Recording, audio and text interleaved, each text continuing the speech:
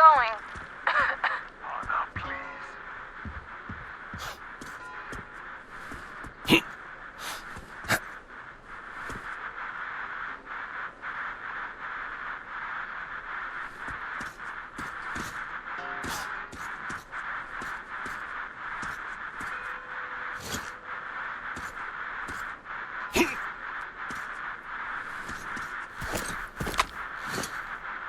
Establish radio contact. Go there right now.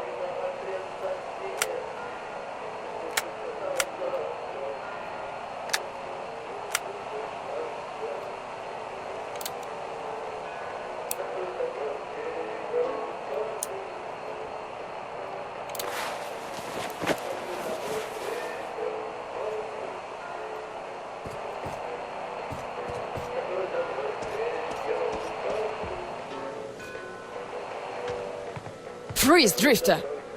So, we meet again? Though I bet you don't remember who dragged you out of the water. My name is Olga, by the way.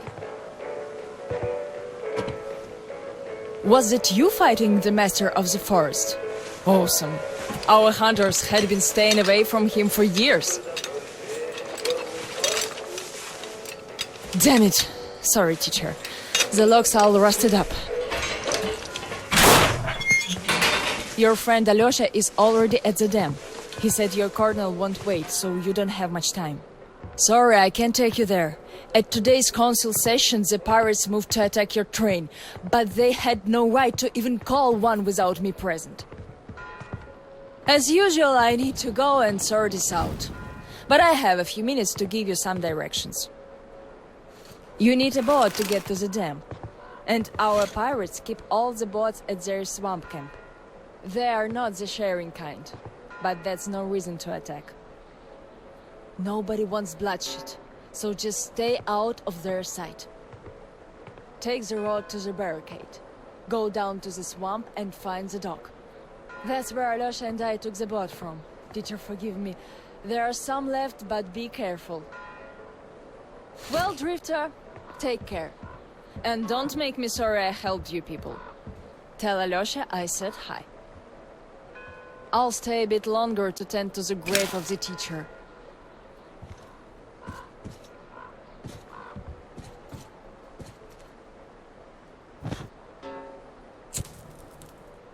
Decided to relax a bit before the trip.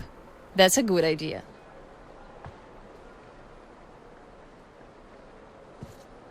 And I'm stuck in thought here.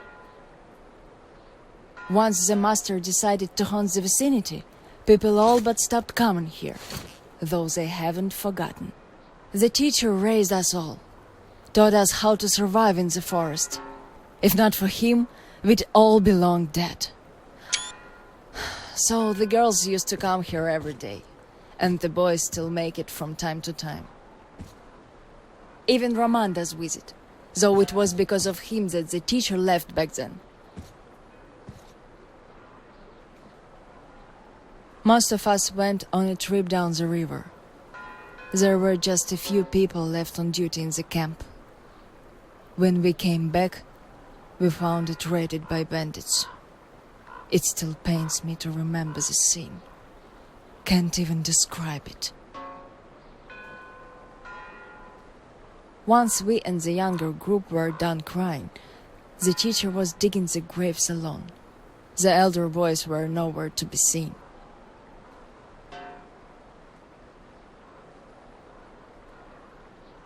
We helped the teacher with burying ours.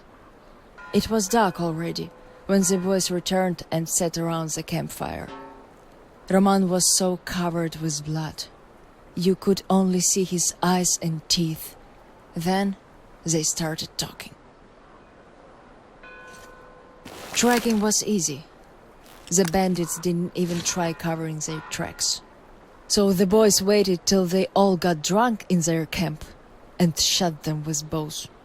Then Roman knifed the wounded like they were deer.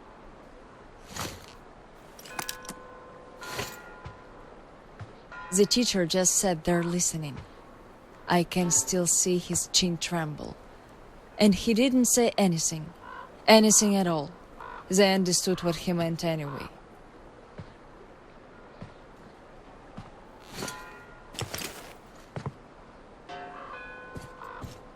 Come morning, he was gone. To this church. At first he wouldn't speak to anyone, but us girls kept checking up on him, just to bring him some berries, or ask for advice.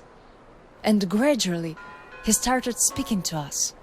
Still, he was like a different man, so distant.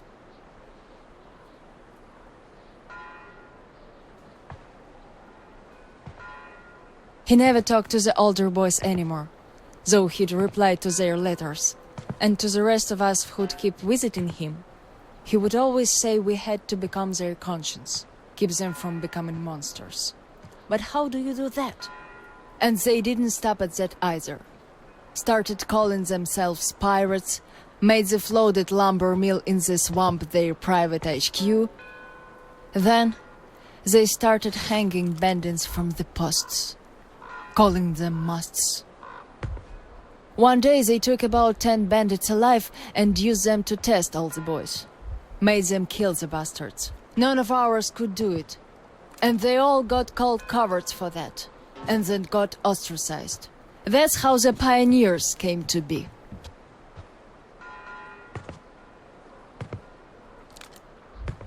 Of course, they all calmed down by now. They are talking to each other at least. But back then, only Luda and I could speak for the teacher at the council meetings.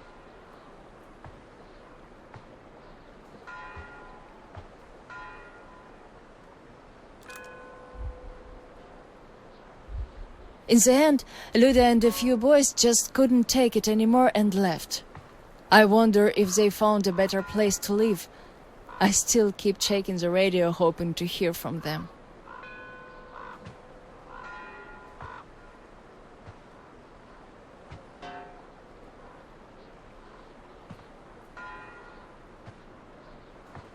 The teacher hoped too, but that hope didn't last long. They left in July, and in September he shot himself. That seemed to get through to Roman. He got calmer. Some of the elder guys went over to the pioneers. After all, The important thing is that we stay together. So now I have an important voice at the council. 'Cause I can kick ass if they don't listen.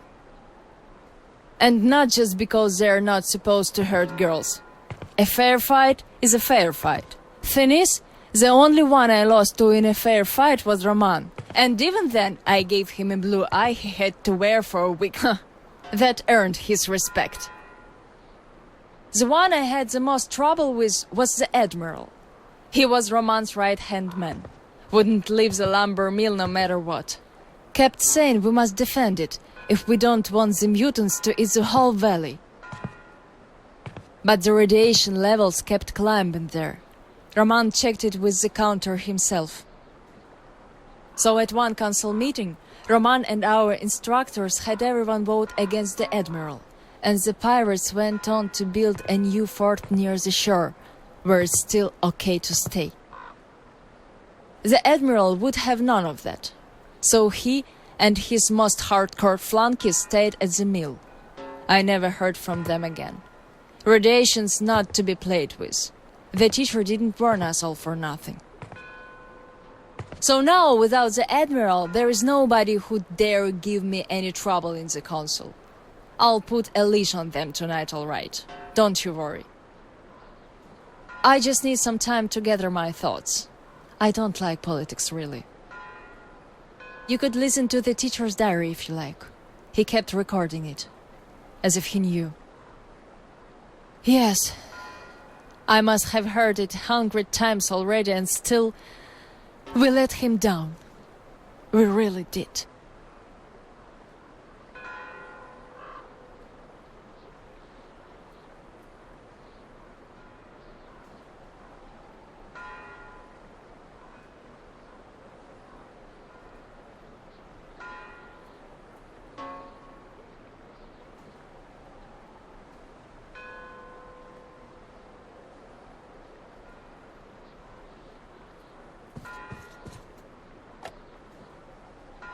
The radio's silent. My last hope for giving them a positive goal, leading them out of this forest dead end, was a complete fluke. Where did I go wrong? How could these great, talented, active, brave, honest, friendly children who would actively seek justice turn into monsters? Sure, I'm no Pestalozzi, but I did all I could. And even more, I gave them all my soul, my life. And what did that result in? A society of shut-ins who only respect strength and are no less cruel than the bandits they fight. Yes, some of them kept their purity, shrugged off the bad influence, and ended up leaving. I gave them all the fuel I had. But how few they were. Most changed. Could it be that in this world that routinely changes even the harmless animals into nightmarish freaks, mankind simply has no future? What is there to hope for? What's the point of even going through the motions anymore? Well, at tonight's council session, I'm going to remind them all what the teacher thought in the end. I'll give them a piece of my mind. Did the teacher save us all so that we could just attack people? Defending ourselves is one thing, but attacking, they can't deny that, and we'll have to stand down. Those pirates.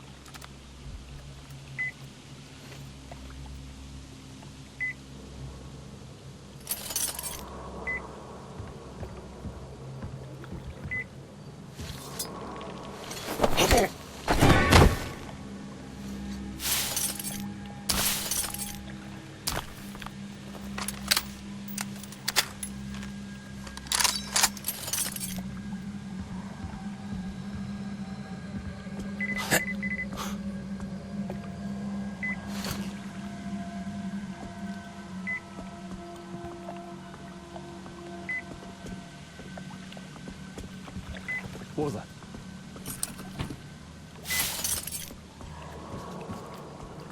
Nobody. Well, good.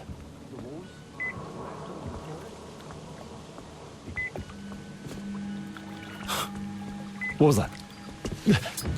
You dead!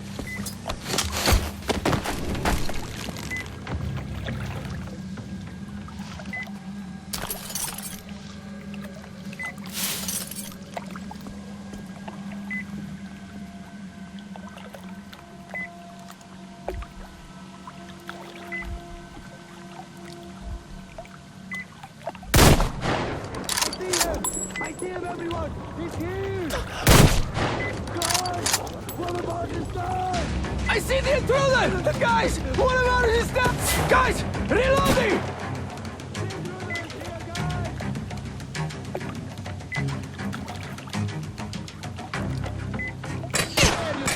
Guys, it's down!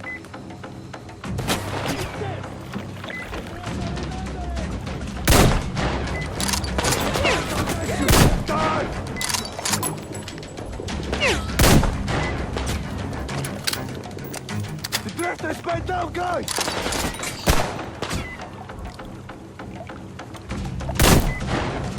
Here, eat one of these! We'll all die if he goes on like this!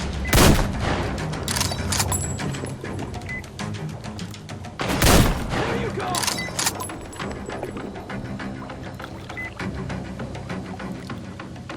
One of our guys is down! Getting killed! Hey! Guys, he's down there! He's here!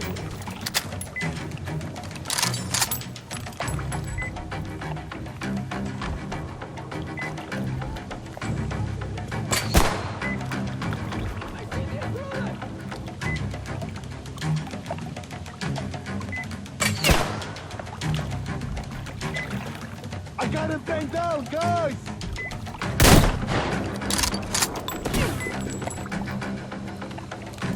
I have the drifter pinned!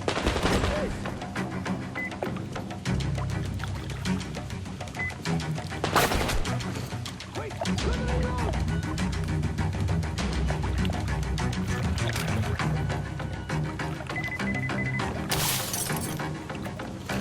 Take this, intruder!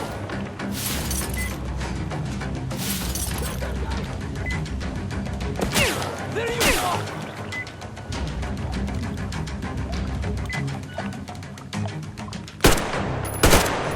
One of our guys is down! There you are!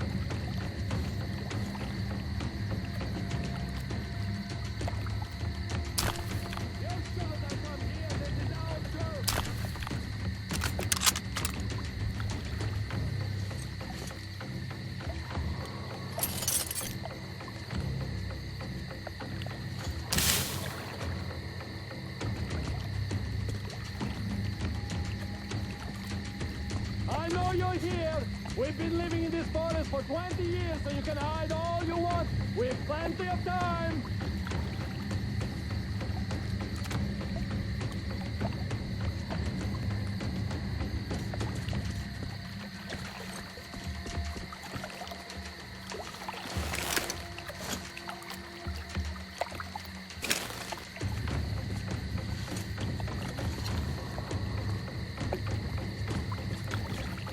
You shouldn't have come here. This is our turf.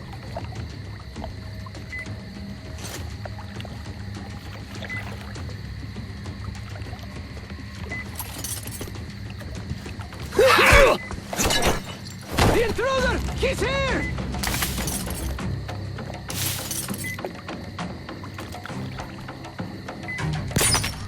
We'll all die if it goes on like this!